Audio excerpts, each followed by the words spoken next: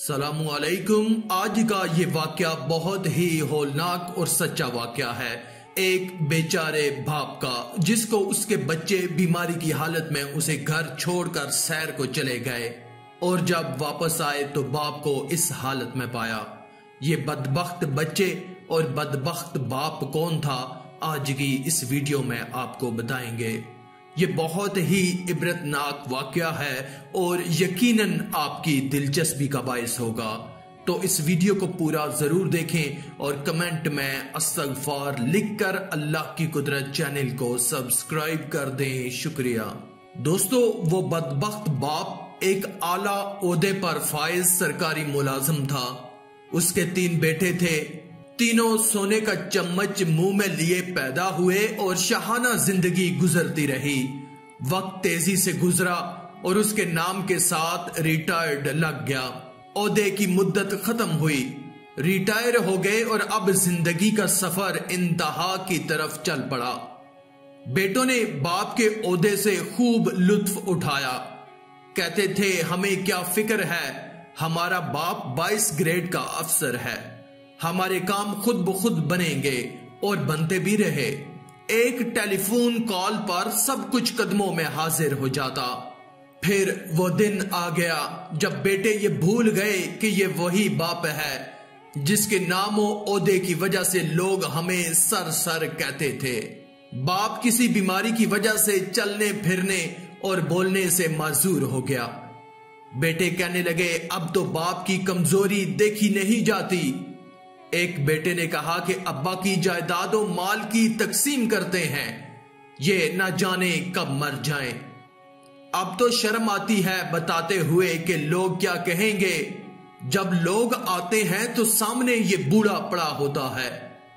चलो एक नौकर मुस्तकिल उनके साथ रहने के लिए रख लेते हैं जो उनका ख्याल रखेगा।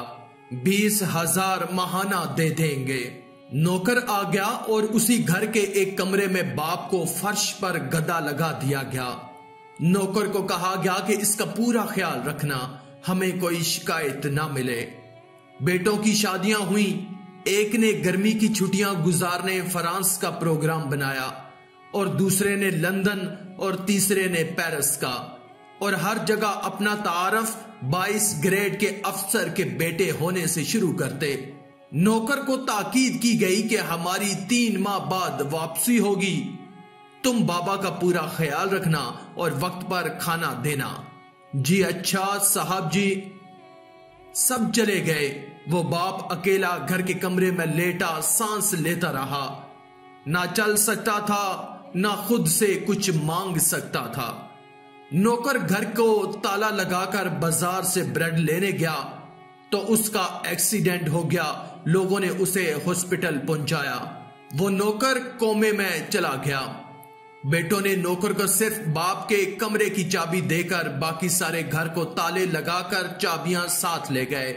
मुलाजिम उस कमरे को ताला लगाकर चाबी साथ लेकर गया था कि अभी वापस आ जाऊंगा।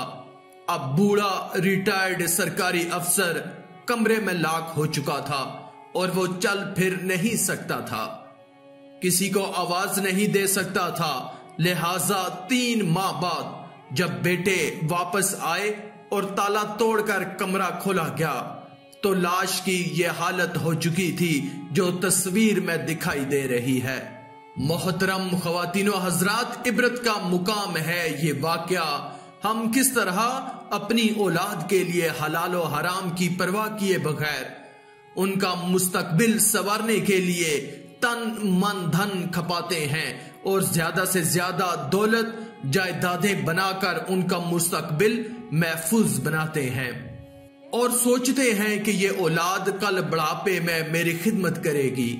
आला तरीन गैर मुल्की स्कूलों में दुनियावी तालीम दिलवाते हैं और दीने इस्लाम की तालीम दिलवाने को तौहीन समझते हैं, जिसमें सिखाया जाता है कि वालिदैन की खिदमत में अजमत है। हर इंसान जो बोता है उसी का ही फल पाता है। हमें भी सोचने समझने की अशद जरूरत है कि हम अपनी औलाद को क्या तालीम दिलवा रहे हैं। कहीं हमारा हाल भी ऐसा तो नहीं होने वाला। बस ये बात याद रखें कि ये वक्त आने वाला है जब दोनों अंगूठे बांध दिए जाएंगे, जब नाक में रुई ठोंस दी जाएगी, जब चिट्टे लिबास में कफन दिया जाएगा, जब गुसाल के सामने बेबस पड़े होंगे ये महल, ये कोठियां, ये बंगले जिसको सवेर शाम लगकर हलाल हराम की तमीज किए बगैर बनाया था। गौसे आजम रहमतुल्लाह फरमाते हैं, मकान बना रहा है, बसेंगे और हिसाब देगा तू। और ये तो एक रात भी तुमको उस घर के अंदर नहीं रखेंगे कि चलो एक रात मेहमान रख लें। कहते हैं नहीं नहीं, मेहमानों ने भी जाना है तो जल्दी करो, उसको सुपुर्द कर आओ। और वो तेरा लिबास भी फाड़ कर उतारेंगे और वो खुद गुस्ल देने के लिए तैयार भी नहीं है, क्योंकि अब उनको तुमसे खौफ आने लगा है। जांदी वारी डरोना बन्यो ते हथ ना लांदे डर दे, जिना लई तू पाप कमाए अज किथे नी ओ तेरे घर दे। आखिर में अल्लाह रब्बुल इज्जत से दुआ है कि अल्लाह हमें नेक अहमाल करने और बुराई से बचने और बचाने की तौफीक अता फरमाए। आमीन या रब्बल आलमीन।